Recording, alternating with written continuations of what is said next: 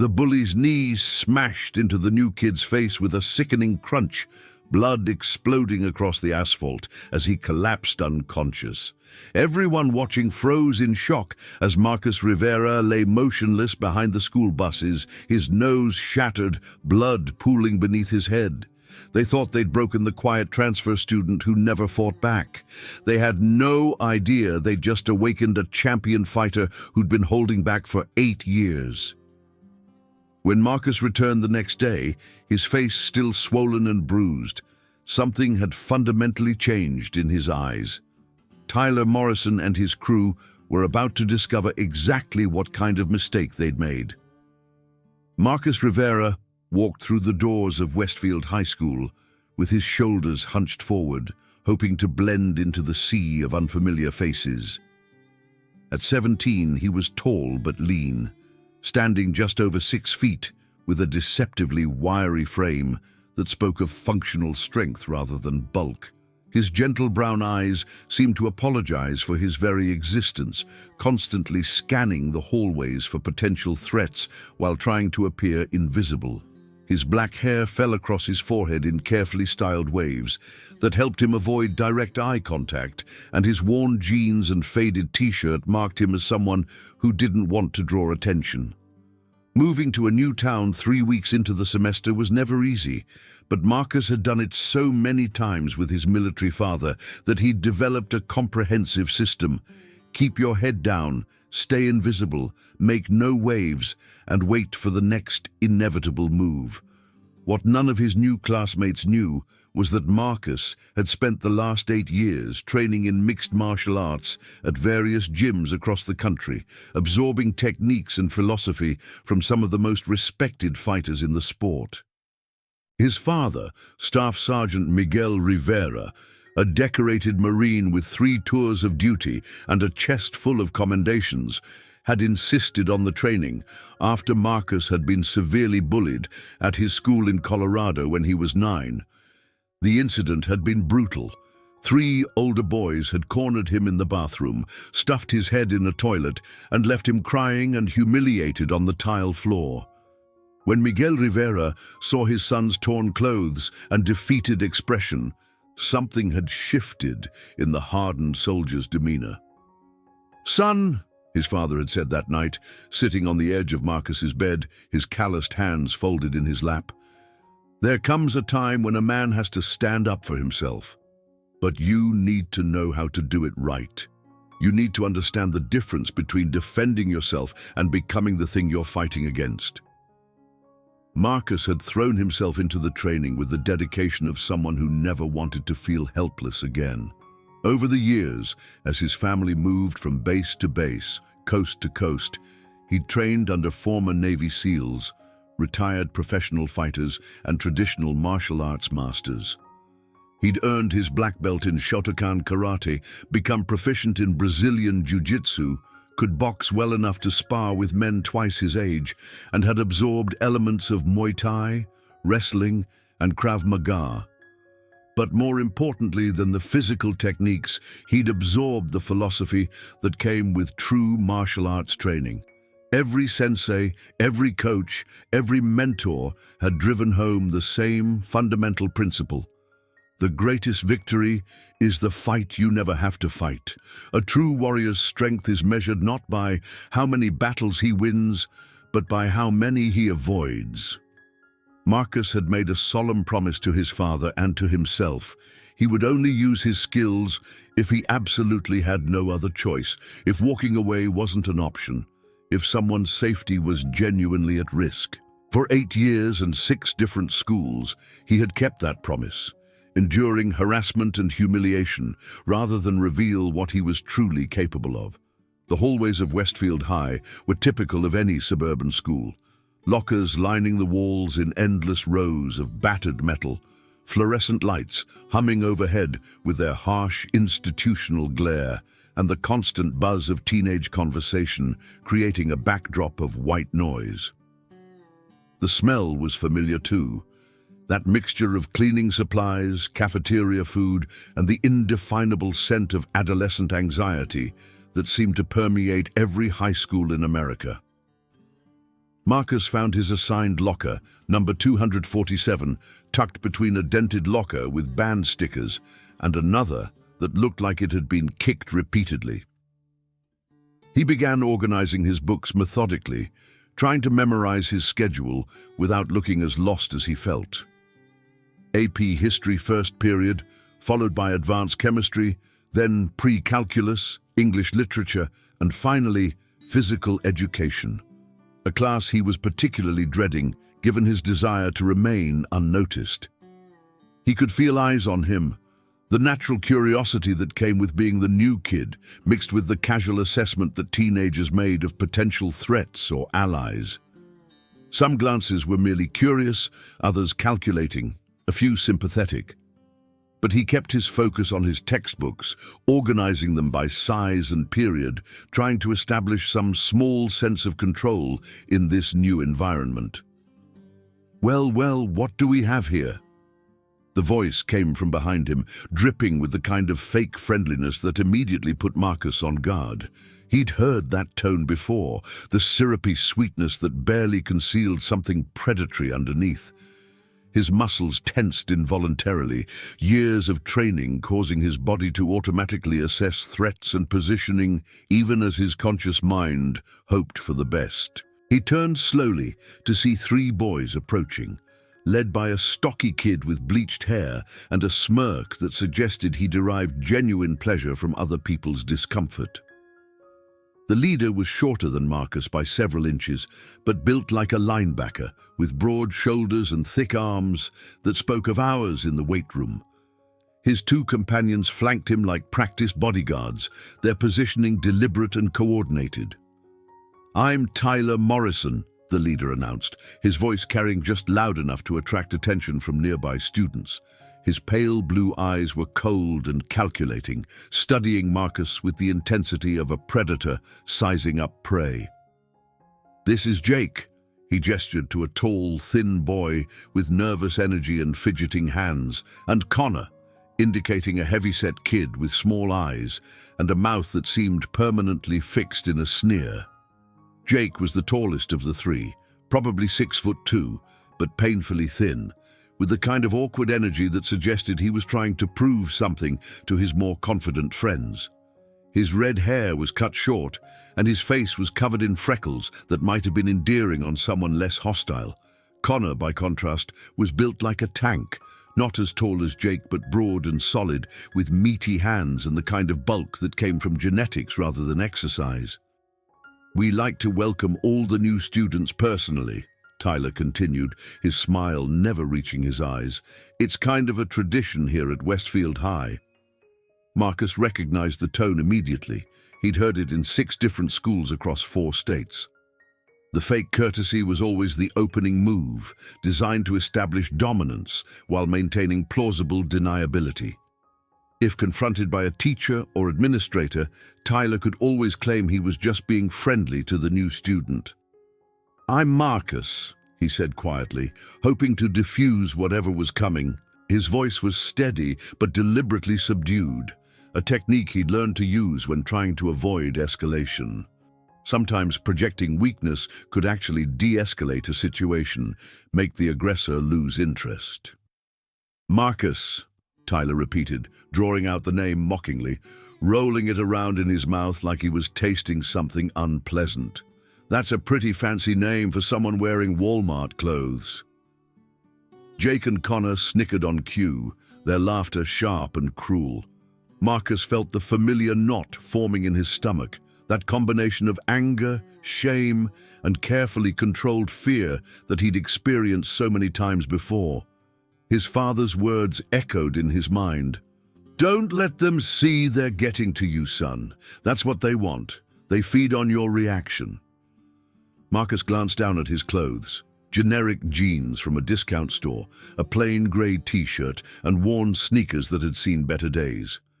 His family wasn't poor, but military families moved frequently, and his father had learned long ago not to invest in expensive clothes that would just get outgrown or damaged in the next relocation. "You know, Marcus," Tyler continued, stepping closer and lowering his voice to a more intimate, threatening level, This school has certain traditions, certain ways of doing things, and one of them is that new kids need to earn their place here. The statement hung in the air like a challenge. Marcus could see students starting to notice the confrontation, some slowing their pace to watch, others deliberately looking away. He recognized the dynamic. Tyler was performing as much for his audience as he was for Marcus. This was about establishing his dominance publicly, marking his territory. Marcus closed his locker carefully and shouldered his backpack, buying himself a moment to think.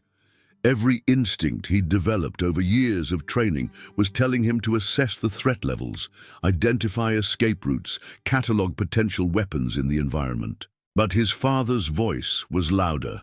A wise warrior chooses his battles. Sometimes the strongest thing you can do is walk away. "I'm not looking for any trouble," Marcus said, his voice remaining steady despite the adrenaline beginning to course through his system. "I just want to get to class." "Oh, but trouble found you," Connor chimed in, stepping closer from the left side. His voice was higher than Marcus had expected, with the kind of nervous pitch that suggested he was trying to prove himself to his friends. "See, we run this hallway, and we don't remember giving you permission to use it." The warning bell rang through the hallways, its shrill tone cutting through the growing tension. Marcus saw his opportunity and tried to step around them. "I really need to get to first period," he said, attempting to project calm reasonableness. Tyler moved smoothly to block his path, the motion so practiced it was clearly something he'd done many times before. "Class can wait," he said, his voice losing its fake friendliness and replacing it with something harder, more dangerous. "We're having a conversation here." "You seem like the kind of kid who thinks he's better than everyone else," Tyler continued, his pale eyes scanning Marcus's face for reactions. "Am I right, boys? Doesn't he have that superior look about him?" Marcus felt his muscles tense involuntarily, the way they always did when his fight-or-flight response activated. His training had taught him to recognize the subtle signs of impending violence, the slight shift in Tyler's stance, the way Jake's hands were clenching and unclenching, the predatory gleam in Connor's small eyes. He could see the angles, the positioning, the vulnerabilities. Tyler was standing with too much weight on his front foot, leaving himself open to a simple leg sweep. Jake was favoring his right side, probably an old injury. Connor was breathing heavily, already tired from the minimal exertion of walking over. He could drop all three of them in under 30 seconds, probably without breaking a sweat. The knowledge was both comforting and terrifying, but he thought of his father's words, spoken during one of their late-night conversations after a particularly brutal training session. "Violence should be the last resort, son. A real fighter knows when not to fight.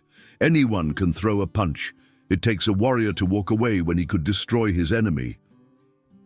"I don't think I'm better than anyone," Marcus said evenly, his voice carrying just enough firmness to avoid sounding weak while still trying to de-escalate. "I just want to go to class and not cause any problems." "See? He thinks he's better than us," Jake said, his voice getting louder and more excited. Other students were definitely starting to notice now, conversations stopping as people turned to watch the developing confrontation. Marcus felt the familiar shame wash over him as he realized he was about to become the center of attention in the worst possible way. A few students had stopped pretending to ignore what was happening and were now openly watching. Marcus recognized the look in their eyes. Part curiosity, part fear, part relief that they weren't the ones being targeted.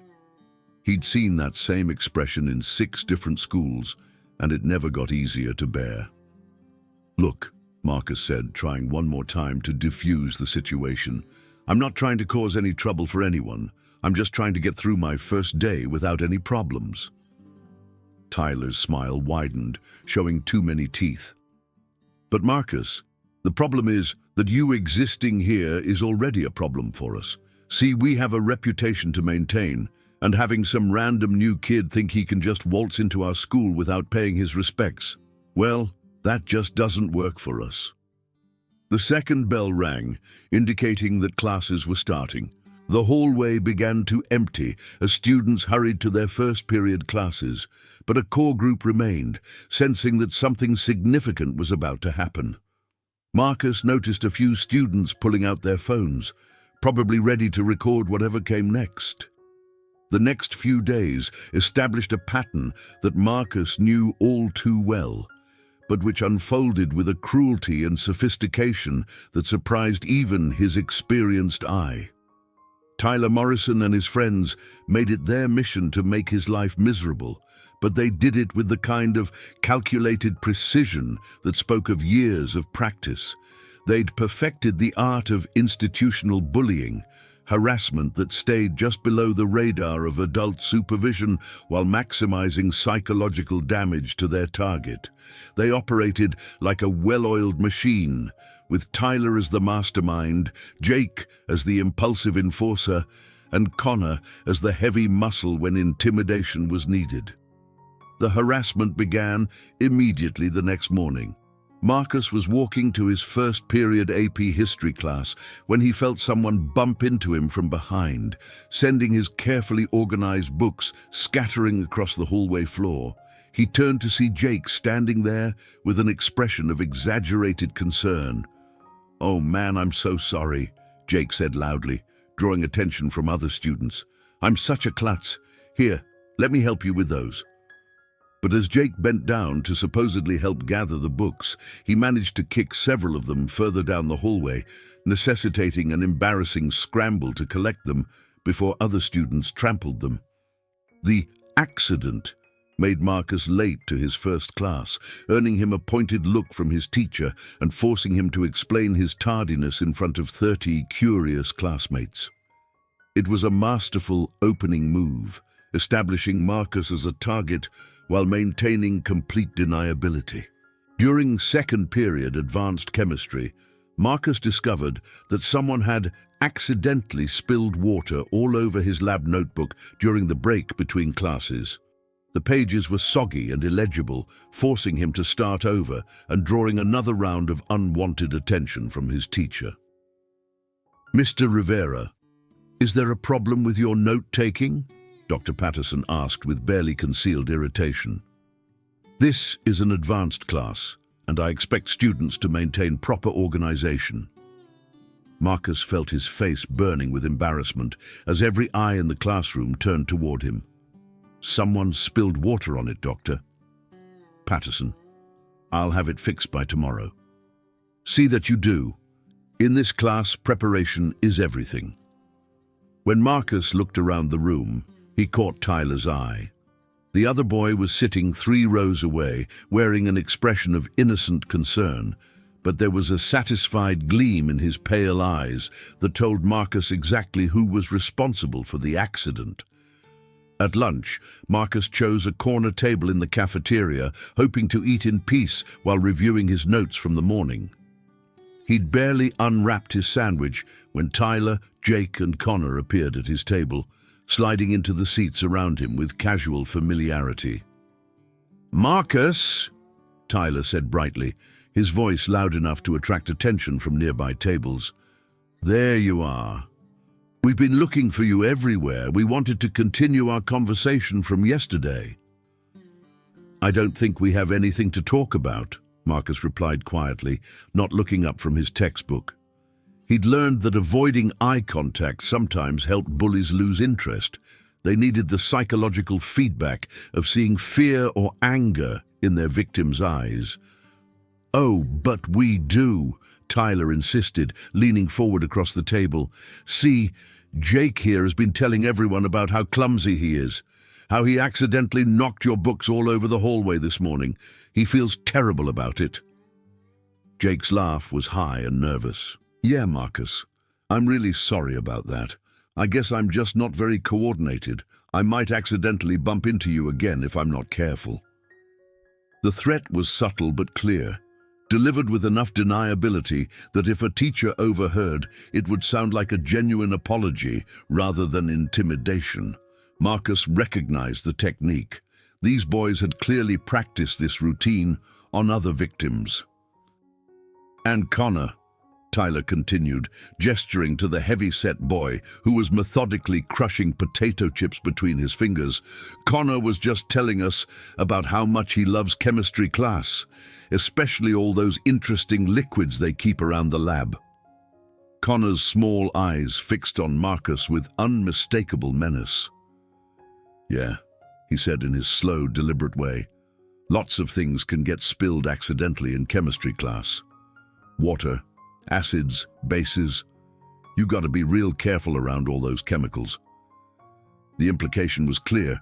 If Marcus didn't comply with whatever they wanted, the accidents would escalate. The water on his notebook was just the beginning. "What do you want?" Marcus asked, finally looking up to meet Tyler's eyes. He kept his voice level, but inside he was calculating distances, assessing threat levels, identifying potential weapons within reach. The cafeteria was crowded, which limited his options, but also provided potential witnesses. Tyler's smile widened. "See? That's better. I knew you were a smart guy, Marcus. What we want is simple. We want you to understand how things work around here. We want you to show the proper respect." "Respect for what?" "For us," Connor said, leaning forward and lowering his voice. "For the fact that we've been here longer than you. For the fact that we know how this school works, and you don't." Jake was fidgeting with his plastic fork, bending it back and forth in a way that suggested barely contained nervous energy. "It's like Tyler said yesterday. New kids need to earn their place. And earning your place means recognizing who's in charge." Marcus looked around the cafeteria, hoping to catch the eye of a teacher or administrator, but the few adult supervisors were clustered together near the kitchen, engaged in their own conversation and paying no attention to the students. He realized he was completely on his own. "How exactly do I show this respect?" Marcus asked, though he already had a good idea of what was coming. Tyler's eyes lit up with satisfaction. "Oh, I'm so glad you asked. See, there are lots of ways. You could do our homework for us. You look like the studious type. You could carry our books between classes. You could clean out our lockers. Or," Connor added with a malicious grin, "you could give us your lunch money every day. Think of it as protection fees." The classic shakedown, Marcus realized. They wanted to establish him as their personal servant, their victim, their entertainment. He'd seen this pattern before, but never executed with such calculated precision. "And if I don't?" Marcus asked, though he already knew the answer. Tyler's expression didn't change, but something cold flickered behind his eyes. "Well, Marcus, I think you're smart enough to figure that out on your own. Let's just say that accidents happen a lot more frequently to students who don't understand how to be respectful." They sat in silence for a moment, the threat hanging in the air between them. Marcus could feel curious eyes from other tables watching the interaction, but no one made any move to intervene. He recognized the dynamic. Tyler and his crew had established themselves as the apex predators of this particular ecosystem, and everyone else had learned to stay out of their way. "I need time to think about it," Marcus said finally. Tyler clapped his hands together in mock delight. "Of course, that's very reasonable. Take all the time you need, say until tomorrow morning. I'm sure by then you'll have figured out the smart play here." As they stood to leave, Tyler leaned down close to Marcus's ear. "Oh, and Marcus, I'd be very careful about who you talk to about our little conversation. Teachers can't protect you 24/7, and accidents can happen anywhere, in the parking lot, in the bathrooms, on the way home from school, anywhere at all." They walked away, laughing among themselves, leaving Marcus alone at his table with his untouched sandwich and his churning thoughts. He looked around the cafeteria again and noticed something that chilled him. Other students were deliberately avoiding eye contact with him now.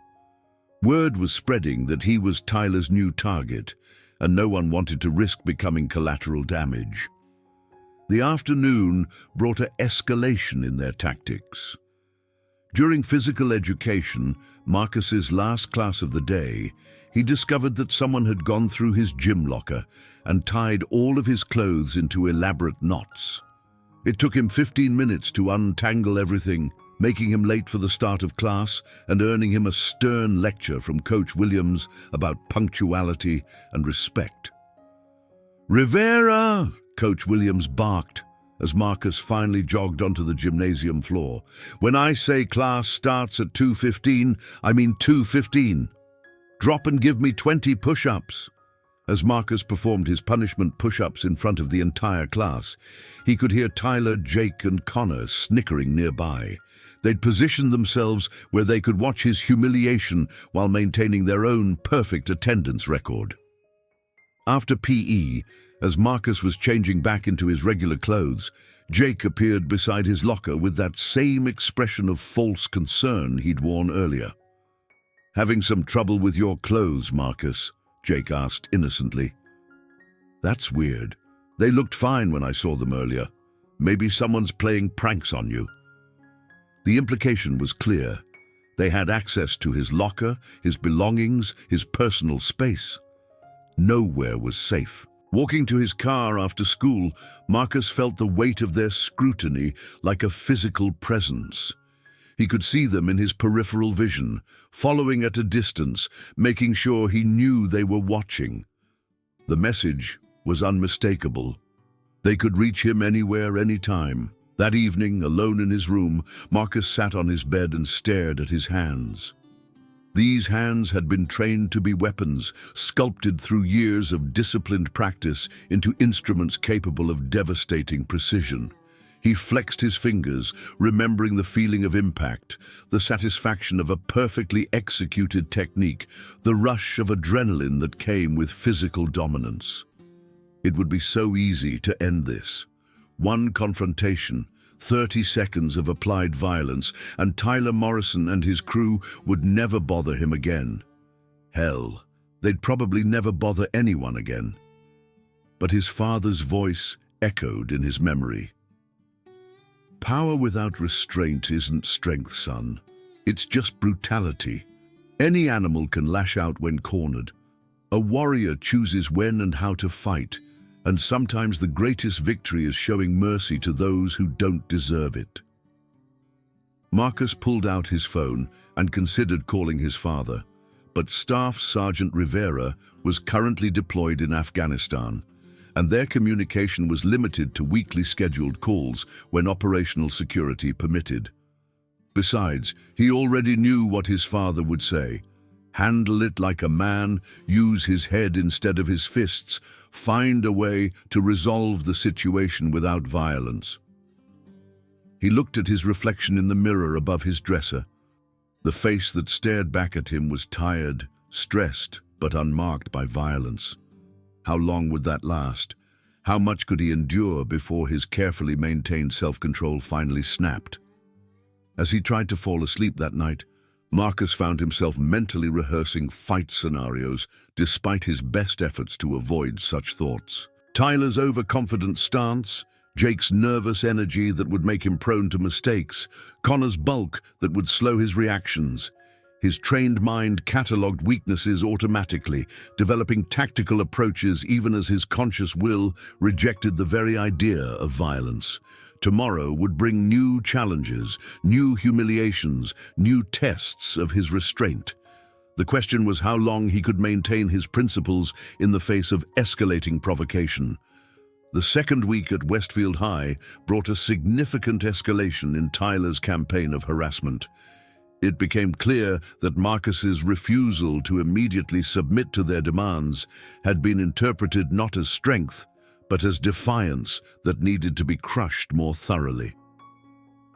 Tuesday morning began with Marcus discovering that someone had vandalized his locker during the night. The word "loser" was written across the metal door in permanent black marker, but that wasn't the worst part. Someone had also managed to get inside and scatter his textbooks throughout the hallway, leaving them where passing students would step on them and damage the covers. as Marcus knelt to collect his scattered belongings, trying to ignore the amused looks and whispered comments from his classmates. Tyler appeared beside him with his characteristic smirk. "Oh, wow, Marcus, someone really did a number on your locker," Tyler said loudly, his voice dripping with false sympathy. "You should probably report this to the administration. I'm sure they'll take it very seriously." The cruel irony wasn't lost on Marcus. Tyler was publicly offering help while privately gloating over the damage he'd clearly orchestrated. Several other students had stopped to watch the spectacle, some taking photos with their phones, others simply enjoying the entertainment of someone else's misfortune. "Here, let me help you with those books," Jake offered, reaching down to grab one of Marcus's chemistry textbooks. But as he lifted it, the notebook that had been balanced on top fell to the floor, spilling loose papers everywhere. "Oops, sorry about that. I'm so clumsy." More papers scattered, including homework assignments that Marcus had spent hours completing the night before. He watched helplessly as his carefully written chemistry notes were trampled by passing students who either didn't notice or didn't care about the growing mess. "You really need to be more organized, Marcus," Connor observed with mock concern. "A smart guy like you should know better than to leave important stuff lying around where it might get damaged." As Marcus gathered the scattered papers, now dirty and torn from being stepped on, he noticed that several pages were missing entirely. His pre-calculus homework, due first period, was nowhere to be found. Either it had been deliberately taken or was lost somewhere in the chaos. The incident made him late for first period again, earning him another pointed comment from his teacher and another round of unwanted attention from his classmates. When Mr. Rodriguez asked for homework to be turned in, Marcus had to explain that his papers had been lost when his locker was vandalized. "Mr. Rivera," the teacher said with obvious irritation, "this is the second day in a row you've had organizational problems. This is an advanced placement course, and I expect better preparation from my students." "I understand, sir. It won't happen again." "See that it doesn't. I'll accept your assignment tomorrow, but it will be marked down for lateness." As Marcus took his seat, burning with embarrassment, he caught sight of Tyler in the back row.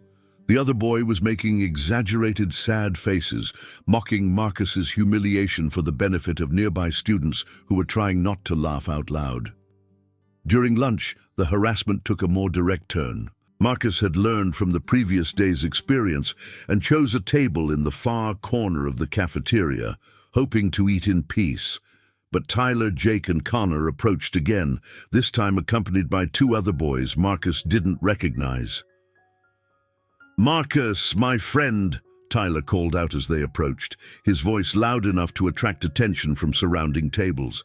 "I see you're eating alone again. That makes me sad. Nobody should have to eat alone." "I'm fine," Marcus replied quietly, not looking up from his sandwich. "But we insist," Connor said, sliding into the seat directly across from him. "We want to be your friends, Marcus. All of us." Tyler gestured to the two new boys. "Marcus, I'd like you to meet some more of our friends. This is Brad."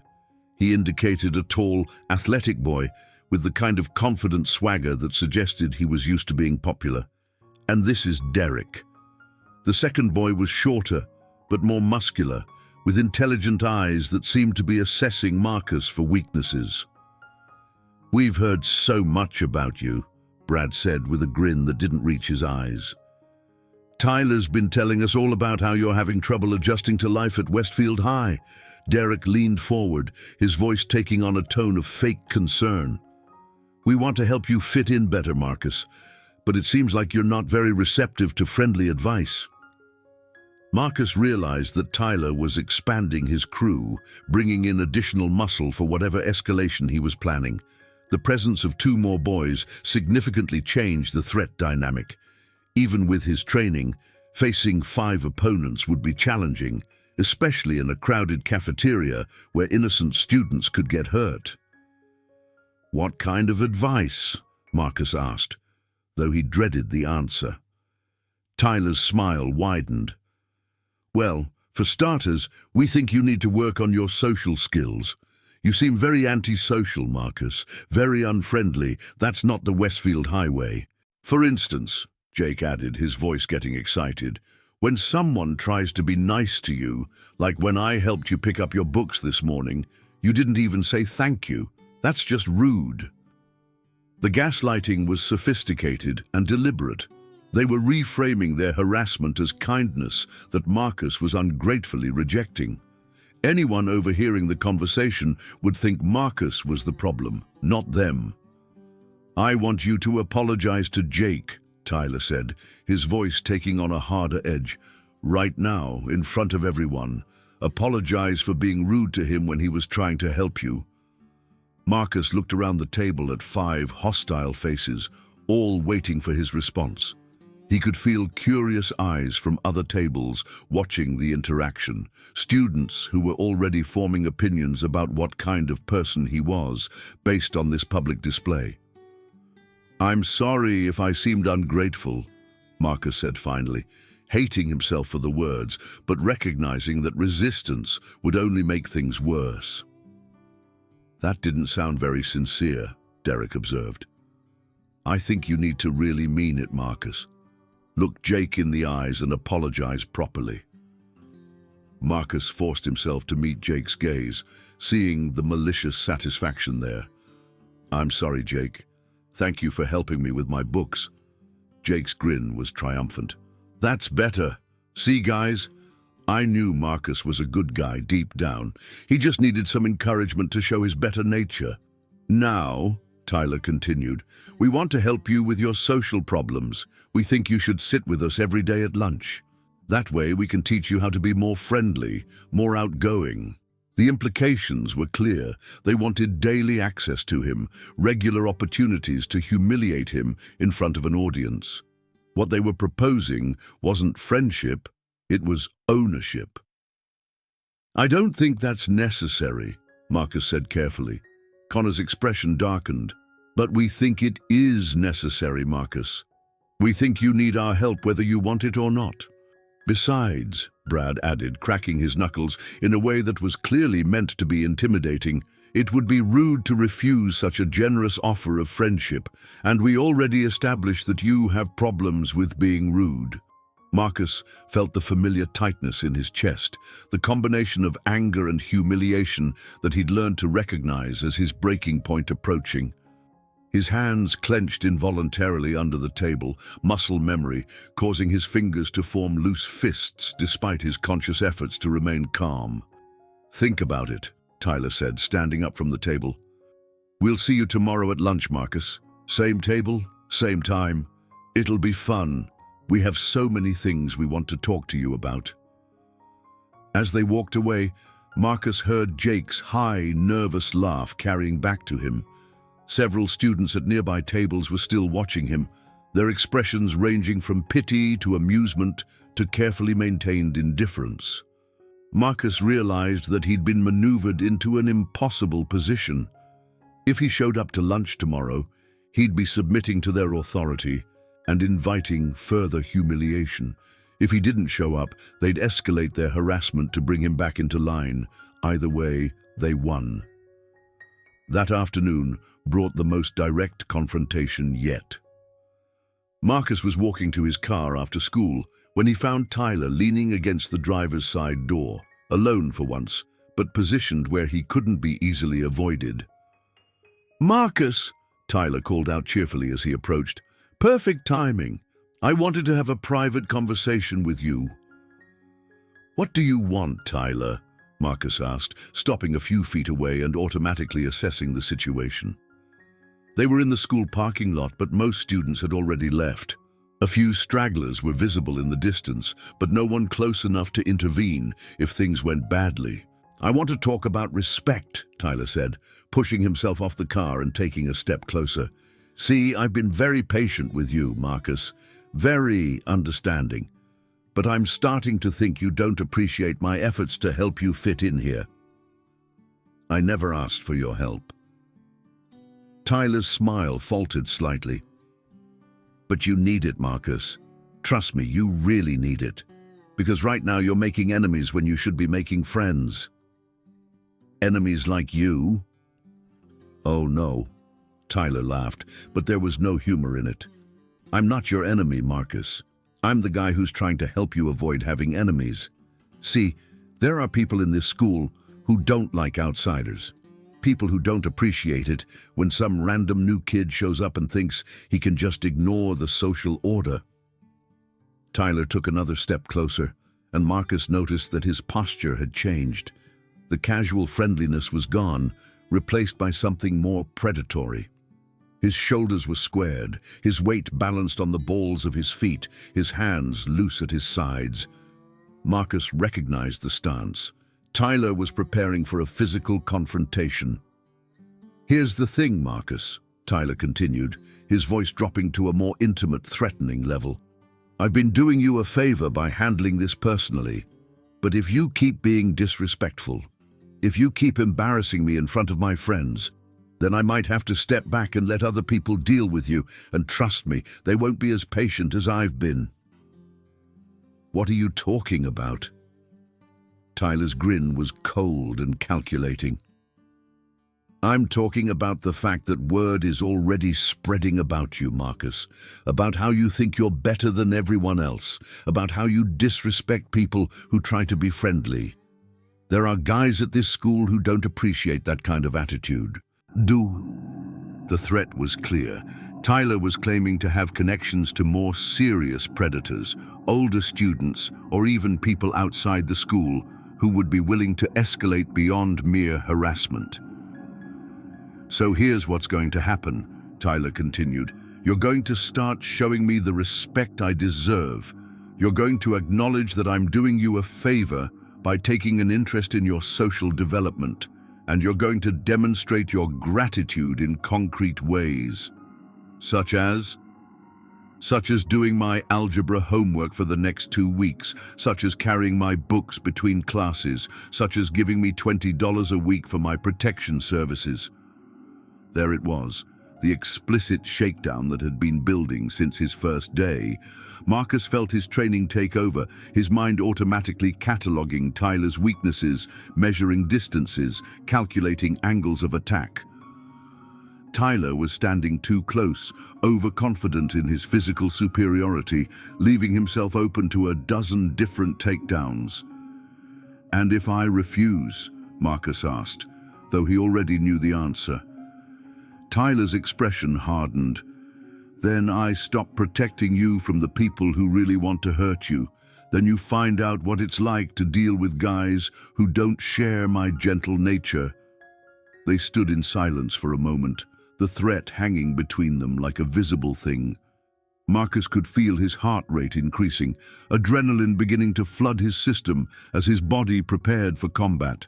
His hands wanted to clench into fists, his muscles wanted to coil for action. Every instinct he'd developed over 8 years of training was screaming at him to strike first and end this before it got worse. But his father's voice was louder. A wise warrior chooses his battles. Sometimes the strongest thing you can do is walk away. I need time to think about it, Marcus said finally. Tyler's smile returned, triumphant and predatory. Of course you do. It's a big decision. Take all the time you need, say, until tomorrow morning. I'm sure by then you'll have figured out the smart play here. Tyler stepped aside, allowing Marcus access to his car.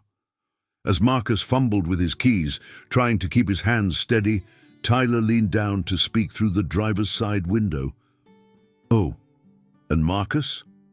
Don't even think about going to the administration about this. They can't protect you 24/7, and I have friends who would be very disappointed if you tried to get me in trouble. Very disappointed.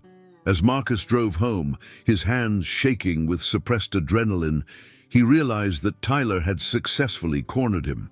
He was facing the same choice that had confronted him in 6 different schools: submit to humiliation and extortion, or fight back and risk serious consequences. But this time felt different. Tyler Morrison wasn't just a bully.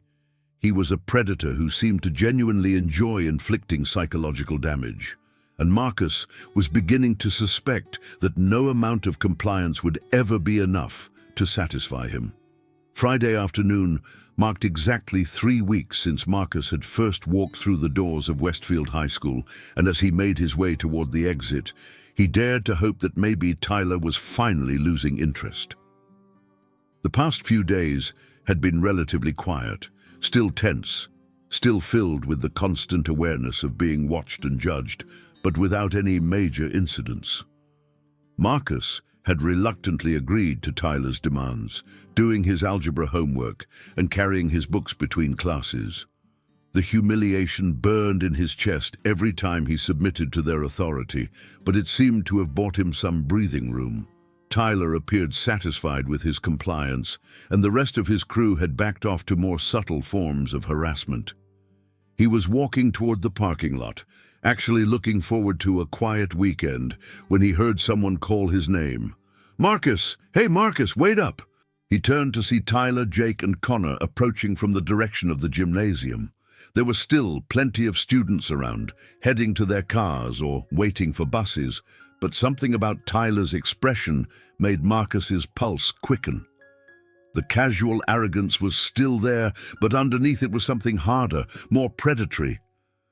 "We need to talk," Tyler said when he reached him, his voice carrying that familiar tone of fake friendliness that barely concealed something dangerous. "I don't think we have anything to talk about," Marcus replied, adjusting his backpack and starting to walk toward the parking lot. He'd learned that sometimes projecting confidence and purpose could discourage confrontations. "Oh, but we do," Tyler insisted, falling into step beside him. "See, I've been hearing some interesting rumors about you, Marcus. Some people are saying that maybe you're not as weak as you pretend to be." Marcus kept walking, but he could feel the familiar tension building in his shoulders. "I don't know what you're talking about." "Jake here thinks you might actually know how to fight," Tyler continued, his voice getting louder as they walked. "He thinks maybe you've been holding back on us. Is that true, Marcus? Are you some kind of secret tough guy?" The question was clearly designed to provoke a response, to bait him into either denying his abilities or admitting to them. Either answer would give Tyler ammunition to use against him. "I just want to go home," Marcus said, maintaining his steady pace toward his car. "But we're not done talking," Connor added, positioning himself on Marcus's left side, while Jake moved to his right. Marcus realized they were herding him, subtly directing his path away from the main parking lot toward a more secluded area behind the school buses. "Here's the thing," Tyler said, his voice taking on that familiar tone of fake reasonableness. "I've been thinking about our arrangement, and I'm starting to feel like maybe it's not working out the way it should." They had reached the edge of the parking lot now, in an area that was partially hidden from the main building by a row of yellow school buses. Marcus realized too late that he'd been maneuvered into a trap. The few students who were still in the area were on the other side of the buses, unable to see what was happening. "What do you mean?" Marcus asked, though his training was already kicking in, his mind automatically assessing escape routes and potential weapons. "I mean," Tyler said, stopping and turning to face him directly, "that you've been doing what I asked, but you haven't been doing it with the right attitude. You've been going through the motions, but I can tell you don't really respect me." Jake and Connor had positioned themselves to block Marcus's retreat, forming a loose triangle that would make it difficult for him to escape without pushing through one of them. Their positioning was practiced, coordinated, clearly something they'd done before. "I've done everything you asked," Marcus said, trying to keep his voice level despite the adrenaline beginning to flood his system. "You've done the bare minimum," Tyler corrected, taking a step closer. "But what I want is genuine respect. I want you to understand that I'm doing you a favor by taking an interest in your development as a person." Marcus looked around and realized that the few students who were still in the area were deliberately looking away, unwilling to get involved. He was completely on his own.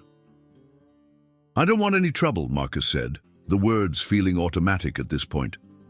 "But trouble wants you," Connor said with a malicious grin, positioning himself directly behind Marcus while Jake moved to his left side. "Here's the thing," Tyler said, his voice losing all pretense of friendliness. "I'm tired of playing games with you. I'm tired of you walking away from me. I'm tired of you acting like you're too good for us. So today, we're going to settle this once and for all." Marcus felt his training take over, his body automatically shifting into a more balanced stance as his mind catalogued threats and opportunities. Tyler was standing too close, overconfident in his perceived advantage. Jake was fidgeting nervously, clearly the weak link in their formation. Connor was breathing heavily, already tired from the minimal exertion of walking over. "I don't want to fight you," Marcus said, but this time there was something different in his voice, an edge that hadn't been there before. "Good," Tyler said with a predatory grin, "because this isn't going to be a fight. This is going to be a lesson." Without warning, Jake grabbed Marcus's backpack from behind, yanking him off balance. As Marcus stumbled backward, Connor grabbed his left arm, holding him in place while Tyler stepped forward, his face inches from Marcus's. "You see, Marcus," Tyler said, his voice dropping to an intimate whisper, "every school has a pecking order, and you've been confused about where you fit in that order. Let me help you understand." Tyler drew back his fist, but instead of punching, he grabbed Marcus by the front of his shirt with both hands. "You're at the bottom, Marcus. You're nothing. You're nobody. And it's time you learned that."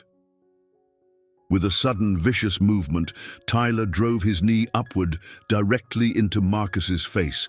The impact was devastating. Marcus felt his nose crunch, felt cartilage and bone give way under the force of Tyler's knee. Blood exploded across his face, hot and metallic, filling his mouth and nose. White-hot pain shot through his skull, and his vision went completely white for a moment. Jake and Connor released him, and he collapsed to the asphalt, his head bouncing off the ground with a sickening thud. The impact with the pavement sent a second wave of pain through his skull, and the world tilted and spun around him. Through the haze of pain, he could hear Tyler's voice, distant and distorted. "That's what happens when you don't know your place, Marcus.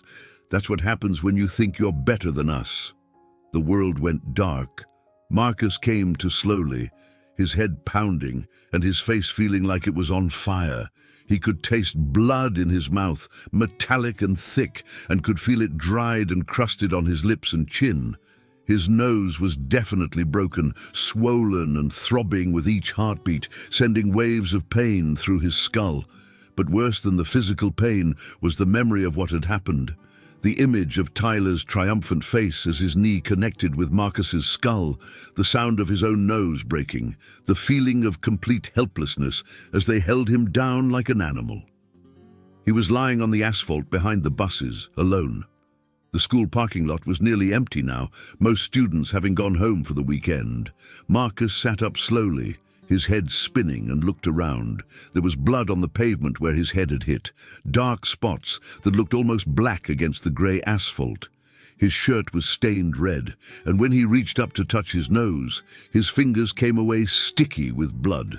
He felt in his pocket for his phone and was relieved to find it still there, though the screen was cracked from when he'd hit the ground. As Marcus struggled to his feet, something fundamental shifted inside him. The careful control he'd maintained for 8 years, the promise to his father, the determination to handle things peacefully, it all crumbled in an instant. Tyler Morrison had crossed a line that couldn't be uncrossed. He'd humiliated Marcus in front of the entire school for weeks, but more than that, he'd physically attacked him when he was defenseless, held by his friends like a prisoner. This wasn't bullying anymore. This was assault. This was a predator who had to be stopped. Marcus wiped the blood from his face with his sleeve and began walking toward the school building. His movements were different now. Purposeful, predatory. The gentle, apologetic posture he'd carried for weeks was gone. replaced by the confident stride of someone who knew exactly what he was capable of. Every step sent a spike of pain through his broken nose, but the pain only fueled the cold fury building in his chest. For 8 years, he'd restrained himself. For 8 years, he'd walked away from fights he could have won. For 8 years, he'd endured humiliation and harassment because his father had taught him that violence should be the last resort. But Tyler Morrison had just made it the last resort. Marcus found Tyler exactly where he expected to, in the gymnasium, shooting baskets with Jake and Connor. The three of them were laughing about something, probably reliving their victory over the pathetic new kid. Their voices echoed in the empty gym, casual and confident, completely unaware that their world was about to change forever. Marcus stood in the doorway for a moment, watching them, calculating. Tyler had just missed a three-point shot and was jogging after the rebound, his back turned and his guard completely down. Jake was leaning against the wall, still laughing at something Connor had said. Connor was trying to spin a basketball on his finger, failing repeatedly, but grinning with satisfaction. They looked so normal, so ordinary. Just 3 teenage boys playing basketball after school. No one watching would guess that 20 minutes ago they had held another student down and smashed his face with deliberate, calculated violence. "Tyler!" Marcus called out, his voice echoing through the empty gymnasium. The 3 boys turned, and their expressions shifted from amusement to surprise, to something approaching concern. Marcus's face was a mess, dried blood, swollen nose, a cut on his forehead from where he'd hit the pavement. But it was his eyes that made them take a step backward. Gone was the quiet, defeated look they'd grown accustomed to. In its place was something cold and dangerous, something that promised violence and retribution. "Marcus," Tyler said, trying to regain his composure and project his usual arrogance, "you look like hell, man. You should probably go see a doctor or something." Marcus stepped into the gymnasium, letting the heavy door close behind him with a loud clang that echoed through the empty space. The sound was final, definitive, like the closing of a coffin lid. "We need to finish our conversation from earlier," Marcus said, his voice perfectly calm despite the fury burning in his chest. Jake and Connor exchanged glances, suddenly uncertain. There was something different about Marcus now, something that made their usual tactics feel inadequate. The easy victim they'd been tormenting was gone, replaced by someone who radiated barely controlled violence. "I think we finished that conversation already," Tyler said, but his voice lacked its usual confidence. "Maybe you should just go home and clean yourself up." Marcus continued walking toward them, his footsteps echoing in the empty gym. Each step was deliberate, measured, predatory. "You know, Tyler, you were right about something. I've been holding back. I've been pretending to be weaker than I am." He stopped about 10 feet away from them, just close enough to see the confusion beginning to creep into their eyes. "See, I made a promise to someone important to me that I would only use my training if I absolutely had no other choice. I've been keeping that promise for 8 years, through 6 different schools, through bullies just like you in every single one of them." Tyler's bravado was cracking now, uncertainty replacing the casual arrogance he'd worn like armor. "Training? What are you talking about?" Marcus smiled, but there was no warmth in it, no humor, no humanity. It was the smile of a predator that had finally cornered its prey. 8 years of mixed martial arts training, Tyler. 8 years of learning how to break people who deserve it. And you just gave me no choice. Without another word, Marcus exploded into action. Tyler, despite his size advantage, was completely unprepared for the speed and precision of the attack. Marcus had spent 8 years training with professionals, sparring with men who could end fights in seconds, learning from instructors who had turned violence into an art form.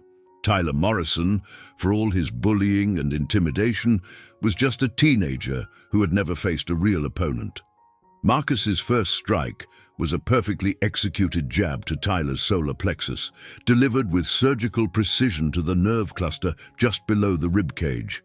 The impact drove all the air from Tyler's lungs in an explosive gasp, dropping him to his knees and leaving him completely helpless, gasping like a fish out of water.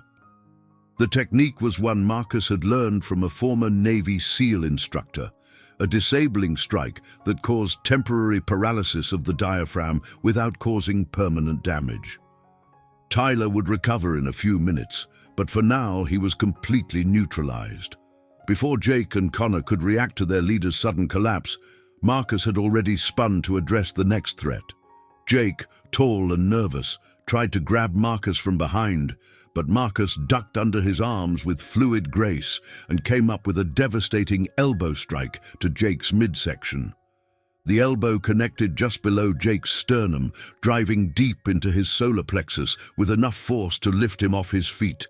Jake's eyes went wide with shock and pain as he doubled over, all the air driven from his lungs. He stumbled backward, gasping and clutching his stomach, his face turning an alarming shade of red as he struggled to breathe. Connor, the largest of the three, realized what was happening and charged forward with a roar of anger, his meaty fists swinging wildly. But Connor was slow, telegraphing his movements like an amateur, and Marcus had trained against opponents far more skilled and dangerous. Marcus sidestepped Connor's clumsy charge with minimal effort, grabbed his outstretched arm, and used his own momentum against him. With a smooth hip toss that looked effortless but required years of training to execute properly, Marcus sent Connor flying through the air to crash into the gymnasium wall with a sound like thunder.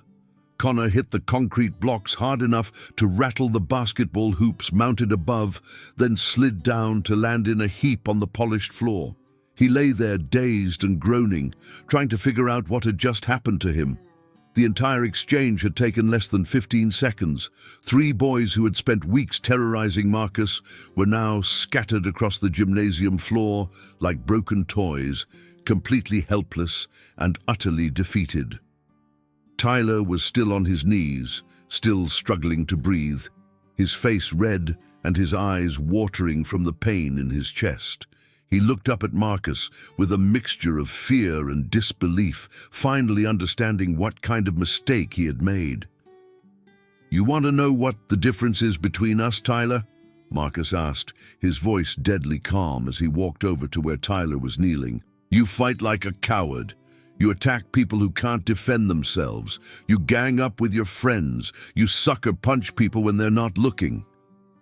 Marcus reached down and grabbed Tyler by the front of his shirt, the same way Tyler had grabbed him in the parking lot. But where Tyler had needed help from his friends to hold Marcus, Marcus lifted Tyler off the ground with one hand, demonstrating a strength that belied his lean frame. "I fight like someone who's been trained by the best," Marcus continued, holding Tyler at eye level with frightening ease. "Someone who knows exactly how much damage to do to make a point without crossing the line into something that can't be taken back." Marcus threw Tyler backward, and he landed hard on the gym floor, sliding several feet before coming to a stop. Tyler lay there gasping, staring up at Marcus with terror in his eyes, finally understanding what it felt like to be completely at someone else's mercy. Jake was trying to crawl toward the exit, still clutching his stomach and making small whimpering sounds, but Marcus stepped over him, blocking his path. "Where are you going, Jake?" Marcus asked conversationally. "I thought you wanted to see if I could really fight." Jake looked up at him with tears in his eyes, all his nervous bravado completely gone. "Please, Marcus, we're sorry. We didn't know. We didn't know you could—" "You didn't know what?" Marcus interrupted, his voice taking on a dangerous edge. "That I was a human being who deserved basic respect. That attacking someone when they're helpless is the act of a coward." Marcus reached down and grabbed Jake by the collar, hauling him to his feet with frightening ease. Jake was several inches taller than Marcus, but he felt like a child in Marcus's grip, completely powerless. "Let me show you what it feels like to be helpless," Marcus said. With a quick movement that looked effortless but required years of training to execute properly, Marcus swept Jake's legs out from under him and controlled his fall, slamming him to the ground in a move that knocked the wind out of him without causing permanent damage. Jake lay there gasping, completely winded, staring up at the gymnasium lights and trying to process what had just happened to him. The casual ease with which Marcus had manhandled him was terrifying. It was like being picked up and thrown by a machine. Connor was still doubled over against the wall, clutching his ribs and making small groaning sounds. Marcus approached him slowly, like a predator sizing up wounded prey. "Connor, right?" Marcus said, his voice perfectly calm and conversational. "You were always the loudest one, weren't you? Always so eager to join in when Tyler was humiliating me."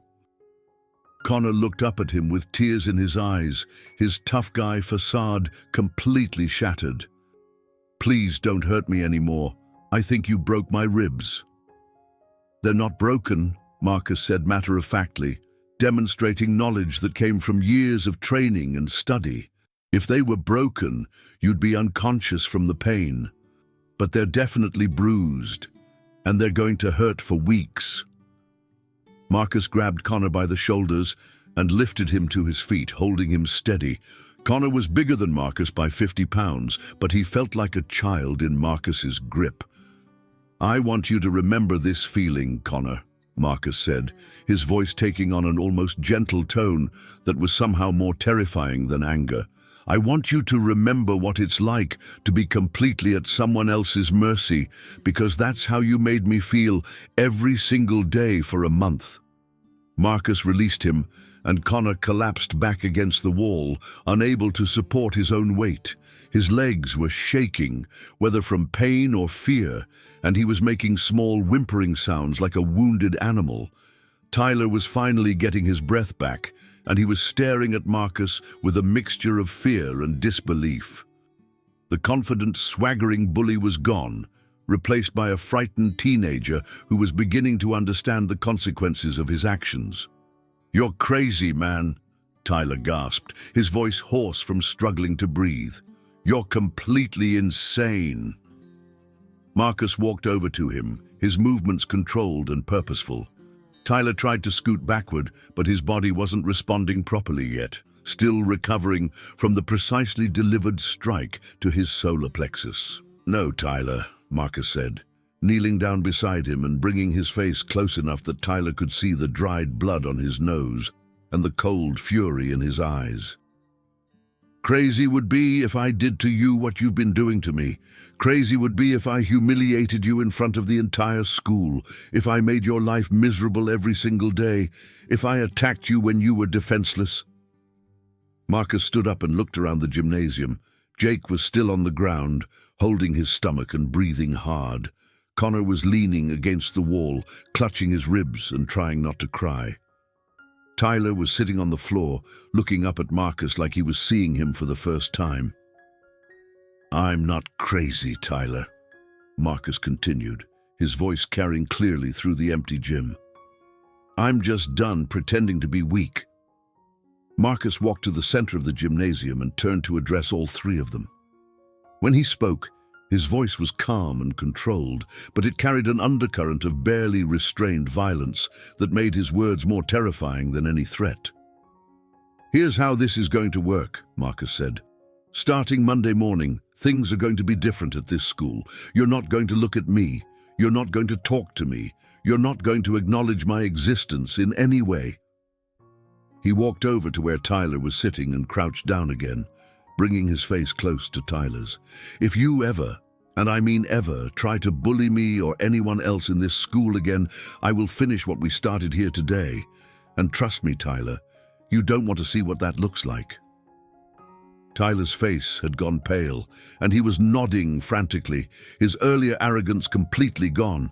Okay, we understand. We won't bother you anymore." "You don't understand yet," Marcus said, his voice dropping to a whisper that somehow carried more menace than a shout. "But you will. See, what happened here today was me showing restraint. What happened today was me pulling my punches, holding back, using just enough force to make a point. Marcus stood up and walked toward the gymnasium exit, his footsteps echoing in the empty space.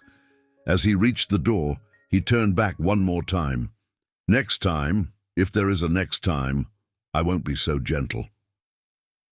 The door slammed shut behind him, leaving the gymnasium in complete silence, except for the labored breathing of three very humbled bullies. Monday morning at Westfield High School was unlike any other day in the school's recent history. Word of what had happened in the gymnasium had spread over the weekend, carried by the few students who had witnessed Marcus walking through the parking lot with blood on his face, and the inevitable gossip network that exists in every high school. The story had grown in the telling, as stories do. By Monday morning, Marcus had become everything from a secret martial arts expert to a former juvenile delinquent to the son of a professional fighter. The truth was probably more frightening than any of the rumors, that an ordinary-looking teenager had single-handedly dismantled three bullies with the kind of precision that spoke of serious training. Marcus arrived early, as was his habit, but this time he walked through the hallways with his head held high. His nose was still swollen and discolored, and he had two spectacular black eyes from Tyler's knee strike, but he wore his injuries like badges of honor rather than shame. The change in atmosphere was immediate and palpable. Students who had ignored him for weeks now stared openly as he passed, whispers following in his wake, like the wake of a ship cutting through water. Some looks were admiring, others fearful, a few calculating, but none were dismissive. Tyler, Jake, and Connor were already at school, huddled together near Tyler's locker like wounded animals, seeking comfort in numbers. When Marcus walked past them, none of them made eye contact. Tyler's usual swagger was completely gone, replaced by a nervousness that was obvious to anyone who looked. Jake walked with a slight limp, favoring the side where Marcus had thrown him to the ground. Connor kept one arm pressed against his ribs, wincing with each step. The first real test came in advanced chemistry, where Marcus found himself sitting just 2 seats away from Tyler. Dr. Patterson was lecturing about molecular bonds, but Marcus could feel Tyler's eyes on him, quick, nervous glances that darted away whenever Marcus looked in his direction. During the lab portion of the class, when students were paired up for experiments, Tyler made sure to work with his usual partner rather than risk being assigned to work with Marcus. The boy, who had spent weeks orchestrating accidents and harassment, was now clearly terrified of any kind of interaction. The second test came during lunch. Marcus entered the cafeteria with the same confidence he'd displayed all morning, but inside he was curious to see how the social dynamics would play out. He got his food, a turkey sandwich, an apple, and a bottle of water, and looked around for a place to sit, expecting to find the same empty corner table he'd occupied for weeks. Instead, he found something completely different. "Marcus, come sit with us!" The voice belonged to Sarah Martinez, a junior he'd noticed before but never spoken to. She was sitting at a table with 5 other students, all of whom he recognized as people who had been victims of Tyler's group at various points during the year. As he approached their table, Marcus realized he was looking at what amounted to a support group of Tyler Morrison's former victims.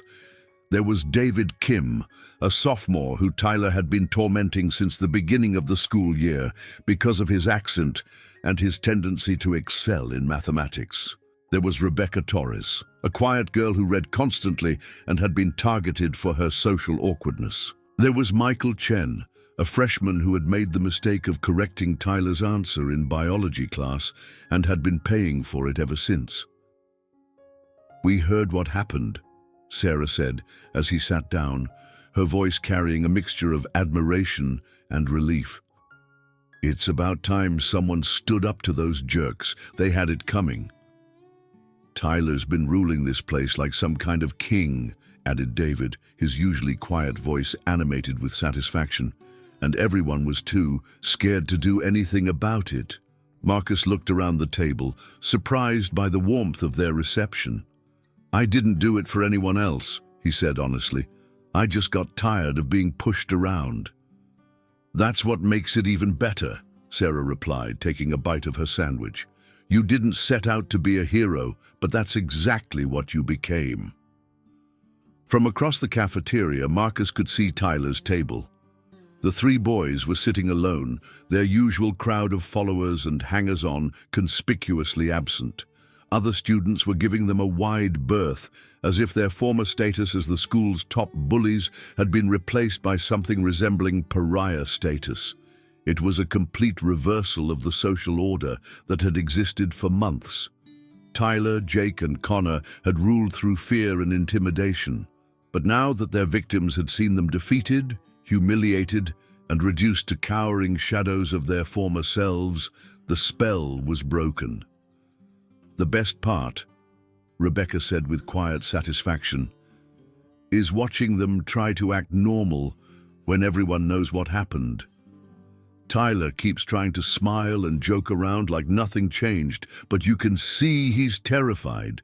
As if summoned by her words, Tyler chose that moment to walk past their table on his way to throw away his lunch tray.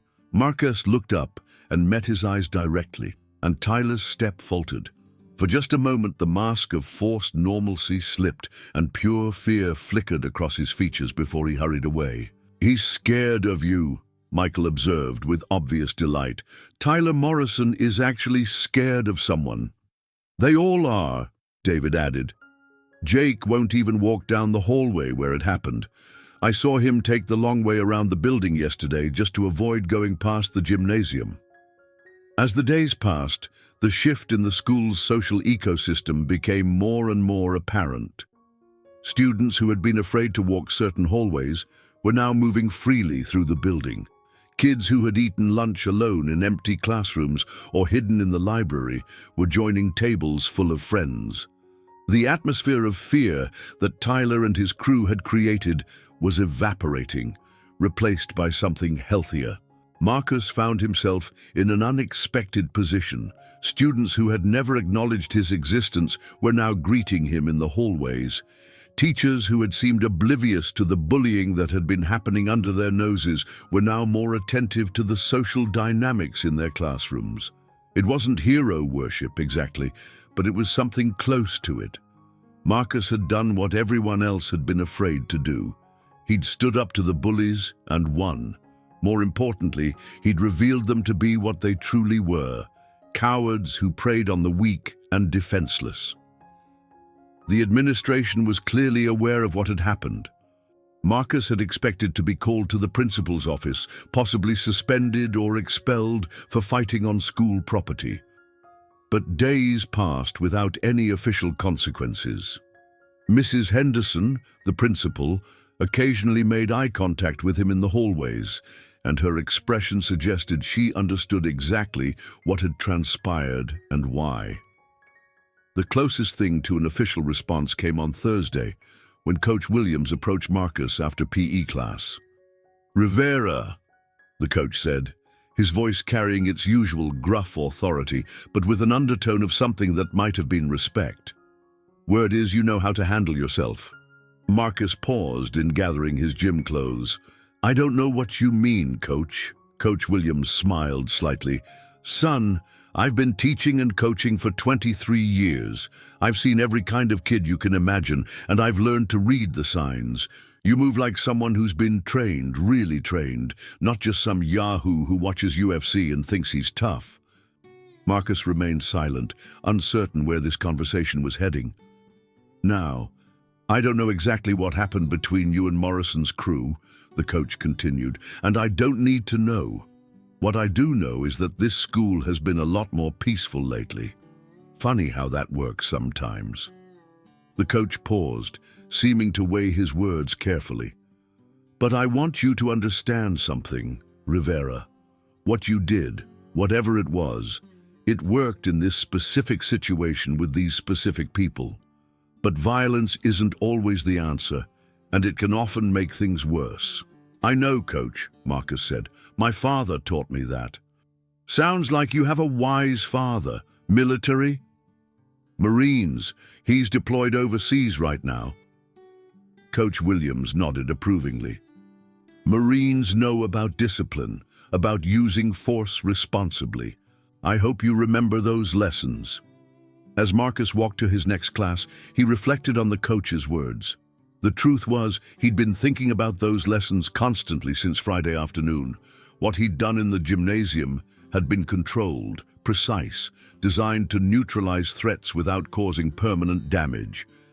But it had still been violence, and violence always carried risks and consequences.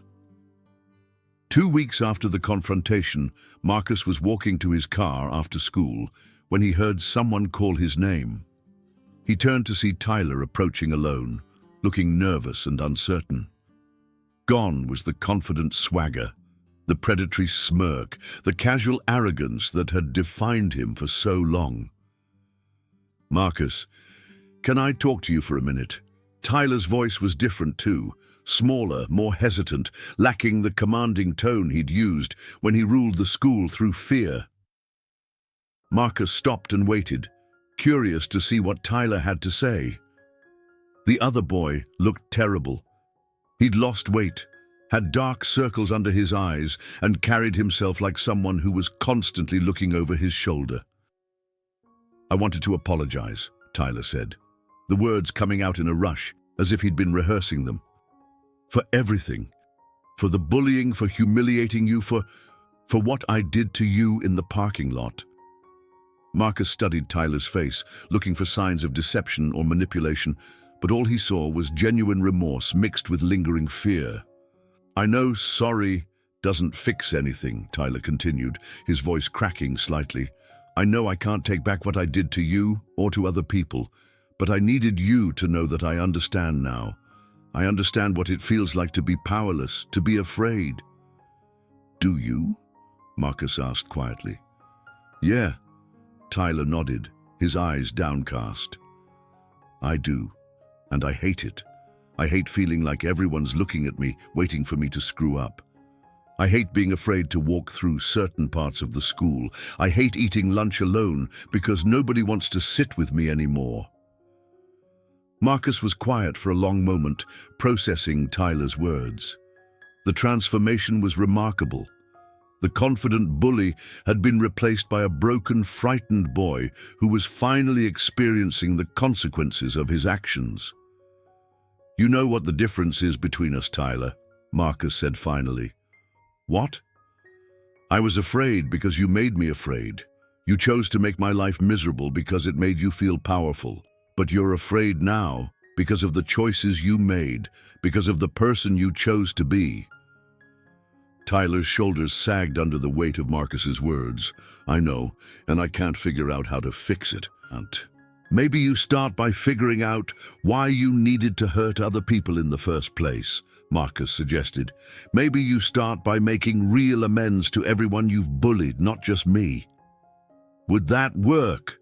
Tyler asked, and there was genuine desperation in his voice. Would that make things better? Marcus shrugged. I don't know, but it's better than just feeling sorry for yourself. Tyler nodded slowly, seeming to consider this. You're right. I need to do better. I need to be better. As Tyler walked away, his shoulders hunched and his movements uncertain, Marcus reflected on how much had changed in just a few weeks. The confident predator who had terrorized him and countless other students was gone, replaced by someone who was finally forced to confront the consequences of his actions. It wasn't satisfaction that Marcus felt watching Tyler's retreat. It was something more complex. Relief that the threat was neutralized, certainly, but also a kind of sad recognition that Tyler had been as much a victim of his own nature as the students he'd tormented. The final week of school brought an unexpected development. Marcus was in the library studying for finals when Principal Henderson approached his table. Marcus, could I speak with you privately for a moment? She asked. They walked to her office, and she closed the door behind them. Marcus wondered if he was finally going to face consequences for the gymnasium incident, but Mrs. Henderson's expression was more thoughtful than accusatory. "I want to talk to you about what happened with Tyler Morrison and his friends," she said, settling behind her desk. "Okay," Marcus replied, unsure of what was coming. "I know what they did to you was wrong," she continued. "I know that we as a school failed to protect you from their harassment, and I know that you eventually felt you had no choice but to take matters into your own hands." Marcus remained silent, waiting for her to continue. "What I want you to know is that while I can't officially condone violence, I understand why you did what you did. And I want you to know that the atmosphere in this school has improved dramatically since that day." She leaned forward in her chair, her expression earnest. "Bullying incidents are down by 70% from where they were a month ago. Students are reporting feeling safer, more comfortable. Teachers are saying their classrooms are more positive environments." Marcus was surprised by this information. "I didn't think it would make that big a difference." "Sometimes it only takes one person willing to stand up to change everything," Mrs. Henderson said. "But I want to make sure you understand something important. What you did worked in this specific situation, with these specific people, at this specific time. Violence isn't always the answer, and it can often make things worse." "I know," Marcus said. "My father taught me that. He taught me that fighting should always be the last resort." "It sounds like you have a wise father. I'd like to meet him sometime." "He's deployed overseas right now, but he'll be back for graduation." Mrs. Henderson smiled. "I look forward to it. In the meantime, I want you to know that you have a place here at Westfield High. You've earned the respect of your classmates and your teachers, and I hope you'll consider this your home for as long as you're here." As Marcus left the principal's office, he reflected on the journey that had brought him to this point. He'd started the school year as a victim, someone who absorbed punishment and tried to disappear. But he'd learned that sometimes disappearing isn't possible, and sometimes the only way to earn respect is to demand it. The final day of school was warm and sunny, with students gathering in the parking lot to exchange phone numbers and make plans for the summer. Marcus was loading his backpack into his car when Sarah Martinez approached him. "So are you sticking around for senior year, or is your family moving again?" she asked. "We're staying," Marcus said. "My dad's going to be stationed here for at least 2 more years." "Good," Sarah smiled. "I think Westfield High is a better place with you in it." As Marcus drove home that afternoon, he thought about the lessons he'd learned during his time at Westfield High. He'd learned that sometimes the only way to stop a bully is to show them that you're not afraid to fight back. He'd learned that respect isn't given freely, it has to be earned, sometimes through actions that you'd rather not take. But most importantly, he'd learned that being strong doesn't mean being cruel, and that using your power responsibly is just as important as having power in the first place. Tyler Morrison and his friends had learned that lesson the hard way, but they'd learned it. And maybe, Marcus thought, that was worth something. He pulled into his driveway and sat in his car for a moment, looking at the house that would be his home for the next 2 years. For the first time since arriving in this town, he was looking forward to tomorrow. The boy who had walked into Westfield High School as a victim had emerged as something else entirely. Not a bully himself, but someone who had proven that victims don't have to remain victims forever. Sometimes, when pushed far enough, even the gentlest person can find the strength to push back. And sometimes, that's exactly what the world needs.